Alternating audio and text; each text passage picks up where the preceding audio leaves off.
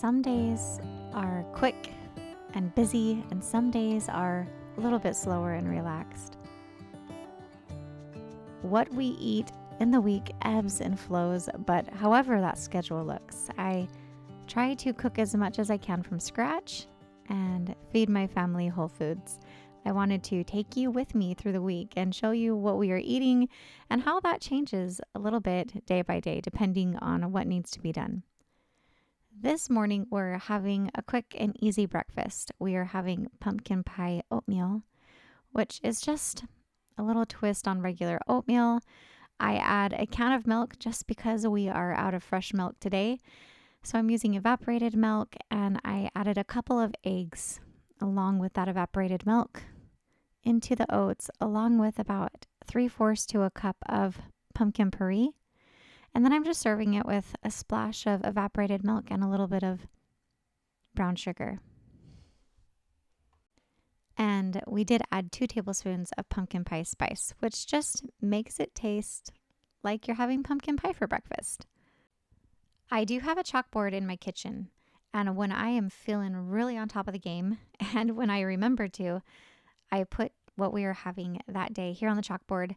I know there are certain personalities in my family who love to see what is going to be happening ahead of time. But to be honest with you, I am not much of a plan of ahead type of gal. Maybe in a big event, a gathering, I like to plan ahead and make a menu plan for family coming and visiting and all of that. But when it comes to a daily basis, I don't love to plan what we're eating every single day. I do love to keep the kitchen really well stocked. I make sure that there's lots of vegetables, usually just the basics: onions, potatoes, garlic, celery, carrots. If there's something I want to make and have in mind, I make sure to get that from the store. But I really try to cook seasonally. So whatever's in season, I make sure that we have lots of that as far as produce goes. But also making sure that the freezer is well stocked with good meats and soup bones. And I also love to bake, so I always make sure that there's lots of flours on hand. But I would rather just go with the flow of what we need each day as it comes, depending on how busy the day is or how much time I have. On this particular day, we had a full day of homeschooling, and I'm just whipping up a quick dinner. I've got about 30 minutes. So I'm starting out by roasting some red potatoes in the oven at 400 degrees. I've dressed them with olive oil, garlic powder, and rosemary, and salt and pepper. So those are going in first. And then I'm going to cook up some deer steaks. But before that, I'm going to saute some vegetables, just using some vegetables that we have on hand. And I love having some mushrooms and onions sauteed with some steak. Speaking of eating seasonally, it's actually hunting season. So we are so blessed when we're able to go out and harvest meat on our own property, or even meat that's not on the property. It's always a blessing to be able to provide for your family. And so recently we were able to harvest some venison here on the property. And so we harvested and butchered and stocked the freezer recently with some venison. So that means we're going to be having roasts on Sunday and making venison stew and having some really good steaks. Growing up in the West and hunting out here in the Midwest is quite different. Out here, it feels kind of like you're grocery shopping on your own property. When you're going hunting out in the West, it was hiking up a mountainside and really working hard for your deer. But either way, I feel like it's always a blessing to be able to provide for yourself, and these deer steaks were absolutely delicious. Jared marinated these at least 2 days in advance, and they're a really nice cut and very tender. I think this is a backstrap. So it made for a delicious steak with potatoes and vegetables.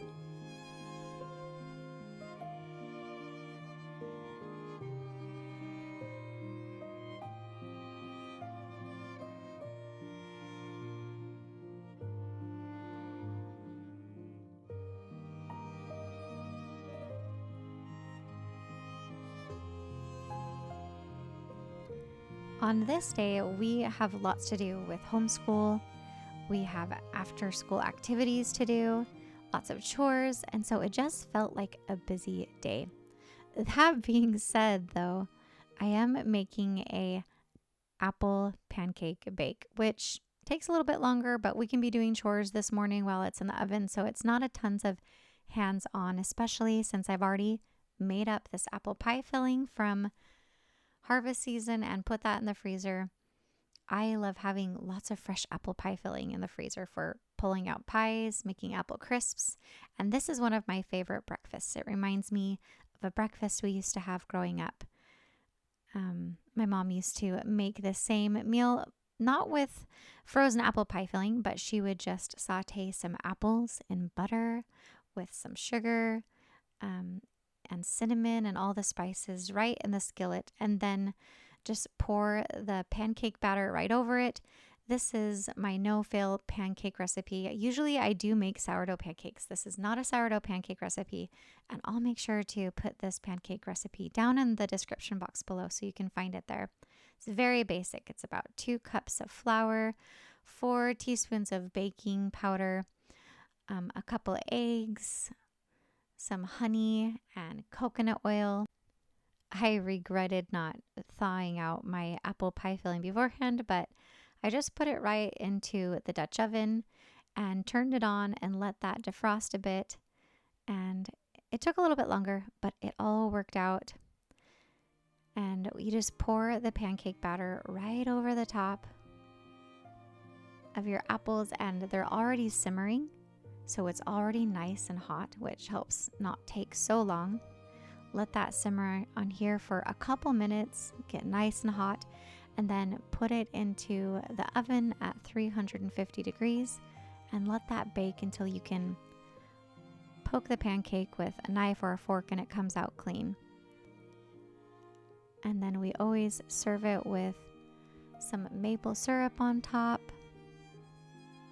You could have some whipped cream with it if you want to make it fancy. But it just tastes really wholesome. It's a nice, warm, fall-inspired breakfast.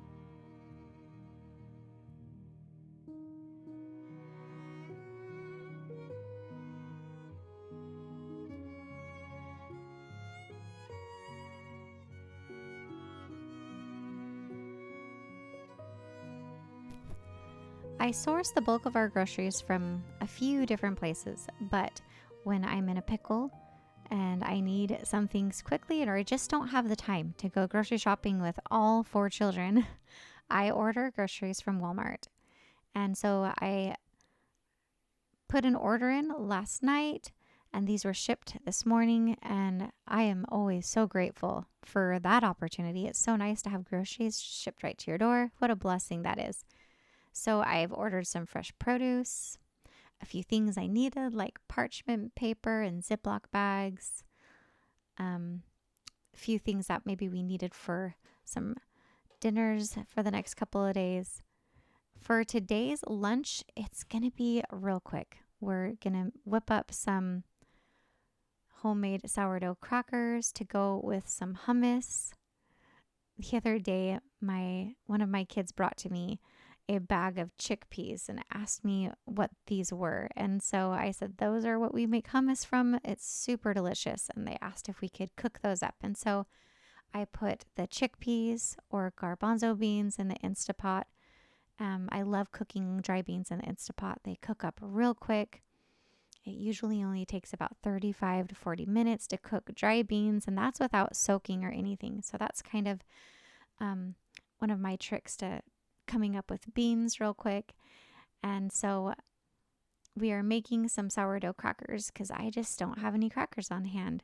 And the nice thing about this sourdough discard cracker recipe is that all you have to do is feed your sourdough, let all of the grains ferment, and then just add a couple of tablespoons of melted butter, a little bit of sesame seeds or salt and pepper if you want, and spread it out really thin and let them bake in the oven until they're golden and crispy. I will make sure to attach this hummus recipe in the description box down below, but it's really simple. It just has tahini and garbanzo beans, lemon juice, fresh garlic, and olive oil. And then you can put whatever you want on top of it. The weather has been so lovely this October. It's been so nice to be able to send the kids outside to play in between our studies, get some fresh air and get some exercise while I whip up whatever we're having for lunch, dinner, whatever it is.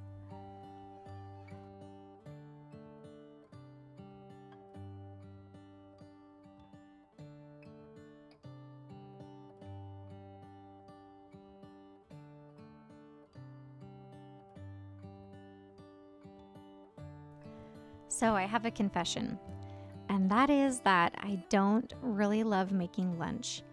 Especially as a homeschool mom, lunch can feel like such an inconvenience. I absolutely dislike stopping all of the activities and having to make the kitchen messy, especially after just cleaning it up after breakfast and finding something to eat.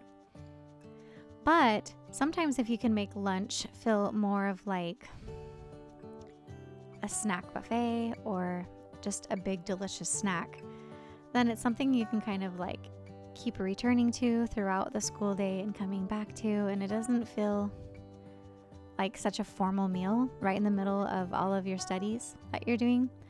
So this was kind of fun to whip up some hummus, chop up some apples and carrots and celery, and eat that for lunch today. And then the kids can just keep on snacking on the crackers and the veggies and whatnot. Kind of just feels like you're killing two birds with one stone with lunch and snack time. I don't know, maybe I'm not the only person who feels this way. Maybe share with me in your comments down below. How do you feel about lunchtime, and what do you usually like to make for lunch for your family? It's usually leftovers, grilled cheese sandwiches, or like I said, something snacky.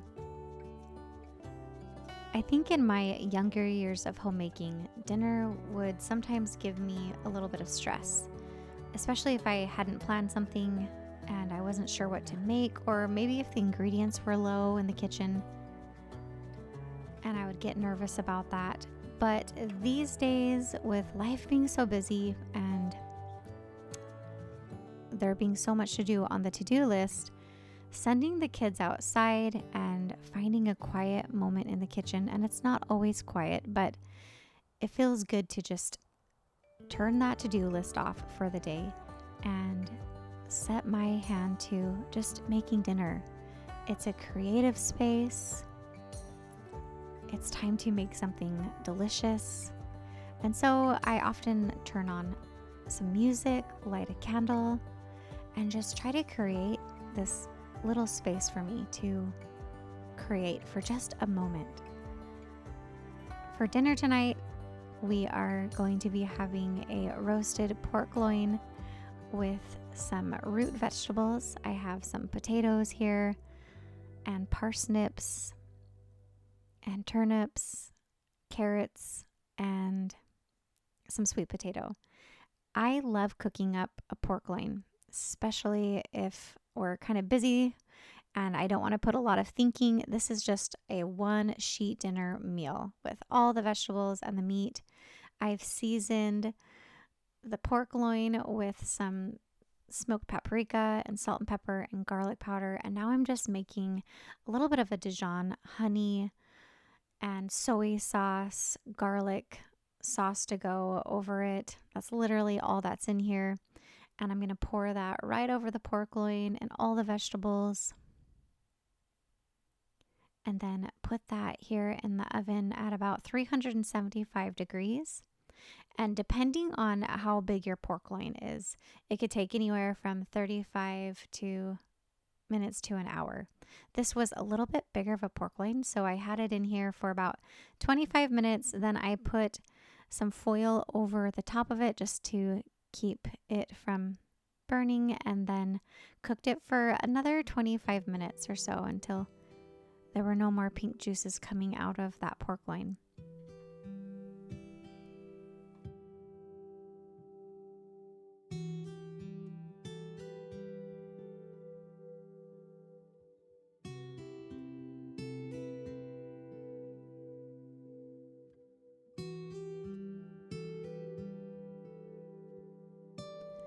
As a stay-at-home mom, and especially a homeschooling mom, you just don't find yourself alone very often. And so it's even more important to create moments of beauty and intentionality. I know we hear that word all the time, and it kind of bothers me to hear intentional living so much. But if you don't carve out moments in your day that spark joy and beauty and peace, you're not going to find it. There will be no space for it. And so if you can create small moments like that in your day, especially around the moments of making food, you're just going to feel so much more sane and so much happier in those moments. So now that we've made it to the end of the week, I have a little bit more time today. We don't have to run off to any activities for the kids. And when I have a little bit more time, sometimes I like to spend my time at making something a little bit more enjoyable. So we're going to be making some pasta tonight. I am baking up some butternut squash with garlic cloves, seasoning that and putting that in the oven. We're going to roast this at 400 degrees until they are soft and golden. And that's going to be the basis for our butternut squash fettuccine alfredo. I have been learning about making a fresh pasta. So we are going to need some really fresh room temperature farm eggs for our pasta. I have been learning more and more how to make Italian fresh pastas. I recently learned that the Italians don't refer to the egg yolk as an egg yolk, but they refer to it based on its color. And the more yellow and rich it is, the better it is for pasta making. I have been learning more and more about pasta making from an Italian chef through Skillshare. Skillshare is the largest online learning community for creatives with thousands of classes led by industry experts across film, illustration, design, freelance, productivity. There's so much more here for the creative as well. You can brush up on a hobby that you've been wanting to learn. Pasta making is just one of the thousands of options on there. I'm learning things that I never would have known about Italian pasta making and the tools, the different types of flours that you use, the different shapes of pasta, and what sauces they're used for.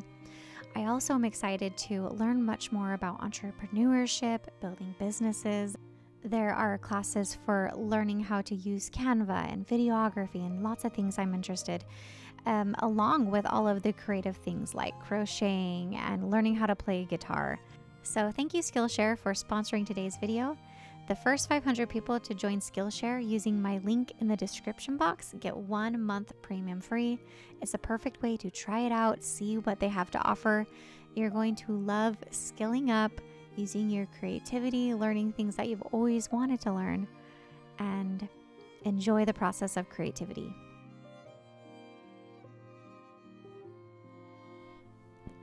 So for tonight's sauce, I've baked up all that butternut squash and garlic. It's so fragrant and beautiful. I've put it here in a skillet with sauteed onions and about half a cup of our boiling water from our pasta.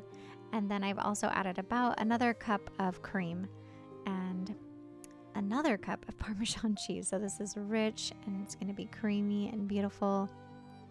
I love the smell of the roasted garlic. And then I'm going to pour that right on top of our homemade pasta for some butternut squash fettuccine alfredo. This pasta is actually called Tagliatelle. If you're Italian, maybe you can chat with me down in the comments below about pasta making and all the things. I'm just learning, but this is a beautiful homemade pasta to have with a creamy sauce. Thank you so much for joining me here today as I took you through the week of what we were cooking from scratch in the kitchen. I look forward to seeing you next week. I want to share with you something special that I recently got for my birthday to go in the kitchen. I'll see you next week. Love you lots.